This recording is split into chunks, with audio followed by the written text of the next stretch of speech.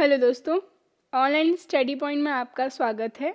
और हम अपना जो पार्ट है 22 उसको डिस्कस करने वाले हैं, जिसमें हम हिस्ट्री के टॉप 30 क्वेश्चंस डिस्कस करेंगे, जो कि आने वाले सभी एग्ज़ाम्स के लिए बहुत इंपॉर्टेंट हैं एंड बार बार एग्ज़ाम्स में पूछे गए हैं। सो वीडियो को पूरा देखिएगा, स्किप मत कीजिएगा एंड इसको ज़्यादा से ज़्यादा लाइक करें एंड शेयर करें।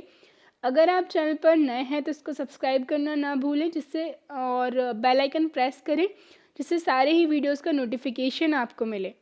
इसके अलावा एक और जो एक्स्ट्रा इन्फॉर्मेशन है आपके लिए वो ये कि एसएससी सीएचएसएल में अगर आप लोग जो है सफलता पाना चाहते हैं तो सीएचएसएल एग्ज़ाम्स में सफलता पाने का राज है एकदम सही स्ट्रैटेजी, कड़ी मेहनत और रेगुलर प्रैक्टिस।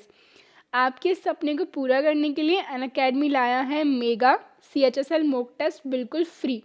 और ये है इंडिया का सबसे बड़ा फ्री टेस्ट सीरीज़ सीएचएसएल के लिए, जो कि 3 दिसंबर को होगा। इसका लिंक आपको डिस्क्रिप्शन में मिल जाएगा। और हम बात करें फ्री टेस्ट सीरीज़ अटेंड कीजिए और analysis classes top educators Rahul Deshwal sir, Kriti Singh ma'am, Deepak Tirthyani sir और संदीप केशरवानी सर के साथ बिल्कुल फ्री। और अगर आप फर्स्ट टाइम अनअकैडमी पर एनरोल कर रहे हैं तो हमारा जो अनलॉक कोड है ऑनलाइन स्टडी पॉइंट, एनरोल करें टेस्ट में और फ्री और जो है एक्सपीरियंस करें अनअकैडमी प्लेटफॉर्म को। और अगर आप अनअकैडमी प्लस का सब्सक्रिप्शन लेते हैं तो आपको इस कोड के साथ 10% का डिस्काउंट भी मिल जाएगा। तो देर मत कीजिए, जल्दी से जाकर एनरोल कीजिए। और टाइमिंग जो है आप देख सकते हैं, ओके, 3 दिसंबर और 4 दिसंबर। और जो टाइमिंग होगी, जो मॉक टेस्ट होने वाला है वो 3 दिसंबर को होगा और 4 दिसंबर को क्या होगा, एनालिसिस होगा। ऑनलाइन स्टडी पॉइंट का मोबाइल एप्लीकेशन अगर आपने अभी तक डाउनलोड नहीं किया है तो डाउनलोड कर लीजिए, और जिस किसी ने भी डाउनलोड कर लिया है वो जाकर के उसको अपडेट कर सकता है। देखेंगे पहला क्वेश्चन, निम्नलिखित में से किसने भारत में प्रसिद्ध पारसी त्यौहार नौरोज़ को आरंभ किया था। ठीक है, सो हम बात करें दिल्ली सल्तनत के अंतर्गत गुलाम वंश के जो आखिरी इम्पॉर्टेंट रूलर थे गयासुद्दीन बलबन, उनके द्वारा जो है इसको शुरू किया गया था। बात करें हम दिल्ली सल्तनत जब आई है तो दिल्ली सल्तनत में जो है 5 डायनेस्टीज़ रही हैं। कौन कौन सी? सबसे पहली गुलाम वंश यानी कि स्लेव डायनेस्टी, फिर आते हैं खिलजी, ठीक है, फिर आते हैं तुगलक, फिर आते हैं सैयद और फिर आते हैं लोदी। और गुलाम वंश की हम बात करें तो गुलाम वंश की स्थापना कुतुबुद्दीन ऐबक ने की। इसके बाद आते हैं इल्तुतमिश, फिर जो इम्पॉर्टेंट मैं आपको नाम बता रही हूँ, फिर है रज़िया, और रज़िया के बाद में जो इम्पॉर्टेंट आते हैं वो हैं बलबन, गयासुद्दीन बलबन, ठीक है, जिनके द्वारा पारसी त्यौहार नौरोज़ को आरंभ किया गया था। अगला देखेंगे हम, निम्न भाषाओं में से किस भाषा को दिल्ली सुल्तानों ने संरक्षण प्रदान किया। तो सही आंसर इसका फारसी यानी कि पर्शियन लैंग्वेज। निम्नलिखित में से किस प्रथा की शुरुआत राजपूतों के समय में हुई थी। तो हम बात करें, ये तो सभी को पता होगा, बेसिकली जौहर प्रथा की शुरुआत जो है राजपूतों के समय में हुई थी। हिंद यानी भारत की जनता के संदर्भ में हिंदू शब्द का प्रथम बार प्रयोग किया गया था। तो हिंदू शब्द का प्रथम बार प्रयोग किया गया था किसके द्वारा? अरबों के द्वारा, ठीक है। और अरबों से आपको क्या याद रखना है, भारत पर पहला जो मुस्लिम इन्वेजन होता है वो अरबों का ही होता है 712 एडी में, जो कि किसकी लीडरशिप में होता है? मोहम्मद बिन कासिम की लीडरशिप में होता है। महमूद गजनी के साथ भारत आने वाला जो मुस्लिम था, ठीक है, मुस्लिम विद्वान था, वो कौन था?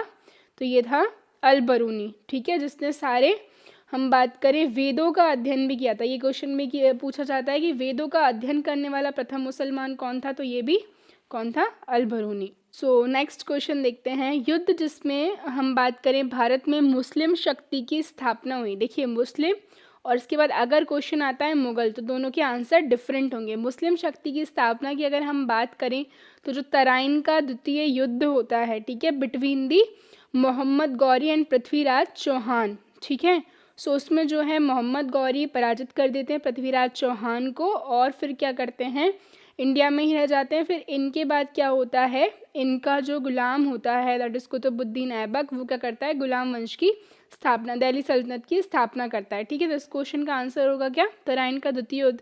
लेकिन अगर क्वेश्चन पूछा जाता है कि मुगल शक्ति की स्थापना, तो ये होती है by the first battle of Panipat, Panipat का प्रथम युद्ध जो कि 1526 में बाबर और इब्राहिम लोदी के बीच में होता है। निम्नलिखित सुल्तानों में से किसने गढ़मुक्तेश्वर की मस्जिद की दीवारों पर अपने शिलालेख में स्वयं को खलीफा का सहायक कहा है? तो इसका जो सही आंसर है वो है बलबन, गयासुद्दीन बलबन। नेक्स्ट देखेंगे तबकात ए नासिरी के लेखक। तो तबकात ए नासिरी के लेखक हैं मिन्हाज उस सिराज। ठीक है, काफ़ी पूछा जाता है तबकात ए नासिरी। सो मिन्हाज उस सिराज के द्वारा इसको लिखा गया था। 13वीं और 14वीं शताब्दियों में भारतीय कृषक खेती नहीं करता था। किस चीज़ की खेती नहीं होती थी? गेहूं, जौ और चने तीनों की होती थी, जबकि जो मक्का है उसकी खेती नहीं होती। तो डी जो है हमारा करेक्ट आंसर होगा। बेरोजगारों के सहायतार्थ दिल्ली के निम्नलिखित सुल्तानों में से किसने रोजगार कार्यालय की स्थापना की थी? तो ये की गई थी बाय दी फिरोज शाह तुगलक के द्वारा। ठीक है, कई सारे जो हैं, हम बात करें दीवाने बंदगान, ओके, कई सारी चीज़ें इनके द्वारा की गई थी, दीवाने खैरात, और इरिगेशन में जो है सिंचाई के लिए इन्होंने कई सारी नहरें भी जो है खुदवाई थी। फिरोज शाह तुगलक द्वारा स्थापित दारुल शफा क्या था? तो दारुल शफा जो था वो एक खैराती अस्पताल था। संगीत यंत्र तबला का प्रचलन किसके द्वारा किया गया? तो ये किया गया अमीर खुसरो के द्वारा। निम्न स्थानों में से किसे भारत का सिराज कहा जाता है? तो भारत का सिराज कहा जाता है जौनपुर को। बहमनी राज्य की प्रथम राजधानी निम्नलिखित में से कौन सी थी? तो बहमनी राज्य की हम बात करें प्रथम राजधानी की तो ये क्या थी? गुलबर्गा थी। ठीक है, बहमनी की स्थापना हसन बहमन शाह के द्वारा की गई थी। ठीक है, और बात करें बाद में जाकर ये 5 जो है पार्ट्स में डिवाइड हो जाता है। कौन कौन से हैं वो? बीजापुर, अहमदनगर, बरार, गोलकुंडा और बीदर। निम्नलिखित में से किस सुल्तान के दरबार में सबसे अधिक गुलाम थे? तो सही आंसर है इसका फिरोज शाह तुगलक। हिंदी और फारसी दोनों भाषाओं का विद्वान था तो ये थे अमीर खुसरो। प्रसिद्ध संत सलीम चिश्ती रहते थे तो ये रहते थे फतेहपुर सीकरी में। ठीक है ना, जो कि सभी को पता होगा फतेहपुर सीकरी में कई सारी जो इमारतें हैं जो इम्पोर्टेंट अकबर के द्वारा बनवाई गई हैं, पंचमहल। कृष्ण जीवन पर प्रेम वाटिका काव्य की रचना किसके द्वारा की गई थी? तो ये की गई थी रसखान के द्वारा। निम्न मुस्लिम बादशाहों में से किस एक ने मूल्य नियंत्रण पद्धति को पहली बार लागू किया था? तो हम बात करें ये किया गया था किसके द्वारा? अलाउद्दीन खिलजी के द्वारा। अलाउद्दीन खिलजी जो थे खिलजी वंश के काफ़ी इम्पोर्टेंट रूलर रहे हैं।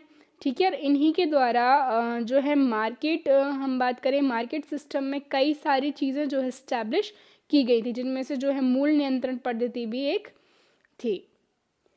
भारत में सर्वप्रथम सांकेतिक मुद्रा का प्रचलन किया था। तो भारत में सर्वप्रथम सांकेतिक मुद्रा का प्रचलन मोहम्मद बिन तुगलक के द्वारा किया गया था, जिसको एक फेलियर कंसीडर किया जाता है। इसके बाद इन्होंने अपनी जो कैपिटल है वो दिल्ली से शिफ्ट की थी, कहाँ? दौलताबाद। जो भी ये भी एक फेलियर था, वो सोच रहे थे कि दिल्ली से जो है उनका साउथ पर कंट्रोल नहीं हो पा रहा है, तो वो दौलताबाद या देवगिरी में अपनी कैपिटल शिफ्ट की उन्होंने, और उसके बाद वहाँ से उनको लगा कि दिल्ली पर फिर उनका कंट्रोल नहीं है, तो वापस से फिर वो दिल्ली आए। किस राजपूत शासक ने मुगलों के विरुद्ध निरंतर स्वतंत्रता का संघर्ष जारी रखा और समर्पण नहीं किया? सो ये थे हम बात करें मारवाड़ के रावचंद्र सेन। ठीक है, अकबर द्वारा बनवाई गई श्रेष्ठतम इमारतें पाई जाती हैं, तो थोड़ी देर पहले ही मैंने बताया था कहाँ पाई जाती हैं। ये पाई जाती हैं फतेहपुर सीकरी में। शाहनामा के लेखक कौन है? फिरदौसी।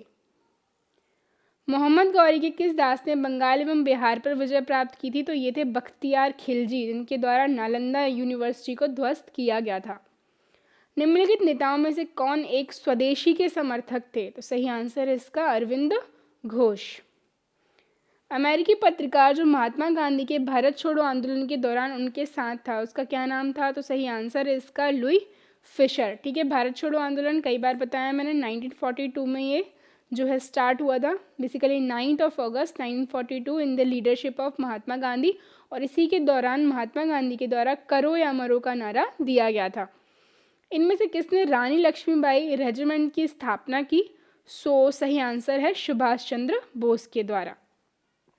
पहले अवसर पर भारत के प्रधानमंत्री की नियुक्ति की थी? तो ये की गई थी गवर्नर जनरल के द्वारा। किताबुल हिंद की रचना किसने की है? तो किताबुल हिंद की रचना की है अल-बरूनी ने, जो कि हमने देखा था महमूद गजनवी के साथ ये भारत आए थे।